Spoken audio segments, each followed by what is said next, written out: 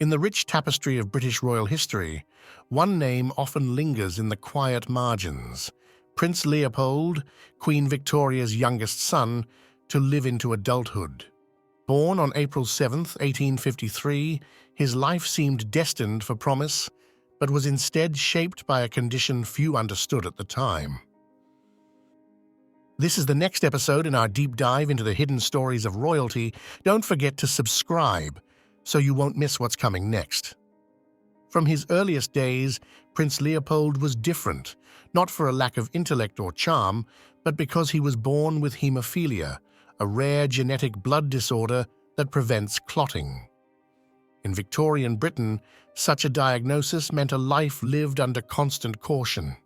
His mother, Queen Victoria, unknowingly carried the gene, passing it down to Leopold and later, through dynastic marriages, to royal houses across Europe. While his brothers trained as soldiers and traveled the empire, Leopold was often confined and overprotected. But he wasn't idle. On the contrary, he developed into a thoughtful, intellectually gifted young man with a deep love for literature, science, and social progress. Educated at Christ Church, Oxford, Leopold was described as eloquent, deeply read, and passionately curious. He maintained friendships with notable thinkers, including Lewis Carroll, the author of Alice's Adventures in Wonderland. Carroll described Leopold as bright and gentle, a testament to his keen mind. He became a patron of the arts, supported efforts toward university reform, and advocated for better rights for the working class. Rare for a royal of his time, he spoke out about the conditions of the poor, industrial laborers, and students, signaling a modern political mind hidden within a fragile body. Leopold desired purpose beyond his bloodline. He sought a public role, and for a brief moment, he was considered for the post of Governor-General of Canada, a prestigious appointment, but his doctors advised against it. Travel and stress could trigger a fatal hemorrhage. The opportunity slipped away. In 1882, Prince Leopold married Princess Helena of Waldeck and Pyrmont, a union that, despite initial skepticism from the royal family, blossomed into affection and stability. Together, they had 2 children, Princess Alice and Prince Charles Edward, who would later become Duke of Saxe-Coburg and Gotha. For a brief time, it seemed as if Leopold had found peace. Then, in March 1884, while staying at his villa in Cannes, France, the unthinkable happened. After slipping and falling, Leopold suffered a cerebral hemorrhage, a tragic complication of his hemophilia. He died the following morning. He was just 30 years old. Leopold's untimely death shocked the royal household. But unlike scandalous royal tales, the secrets he took to the grave weren't those of intrigue. They were secrets of potential, the lost future of a progressive royal voice. A mind that could have influenced Britain's monarchy during a time of profound social change.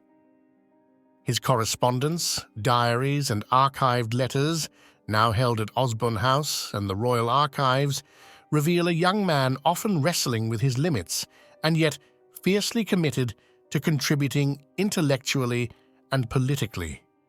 These documents are invaluable primary sources that continue to inform historians today.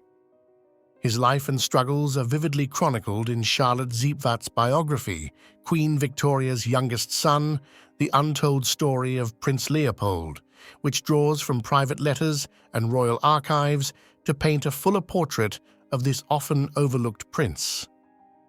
Prince Leopold's story has scientific significance too. His condition helped establish what would become known as the royal disease, a term now widely recognized as hemophilia B, a variant linked to Queen Victoria's lineage. Geneticists today still trace royal family trees as case studies in hereditary transmission. The medical understanding of hemophilia has since advanced dramatically. What claimed Leopold's life in 1884 is now manageable with treatment, and genetic counseling is available to royal and non-royal families alike. His story underscores the impact of genetic science, royal diplomacy, and the personal cost of conditions misunderstood in their time. In many ways, Leopold humanized the crown. Prince Leopold's legacy isn't grand, but it's deeply human. He didn't lead armies or build empires, but he challenged ideas, broke intellectual barriers, and lived with courage despite immense physical risk. He was a reminder that even royalty bleeds, and even behind palace gates, life is fragile. His daughter, Princess Alice, lived until 1981, bridging Victorian royalty to the modern era. His son, Charles Edward, would later become entangled in the turmoil of 20th century Europe, another story with its own twists. Prince Leopold's story is one of quiet strength, brilliant intellect, and tragic brevity. It's also a lens through which we see the vulnerabilities of a family often thought untouchable. So what do you think Leopold's life could have been had he lived longer? Could he have changed the course of royal history? Let us know in the comments. And if you enjoyed this journey into a lesser-known royal life, give us a thumbs up, subscribe, and stay tuned for more captivating stories that history almost forgot.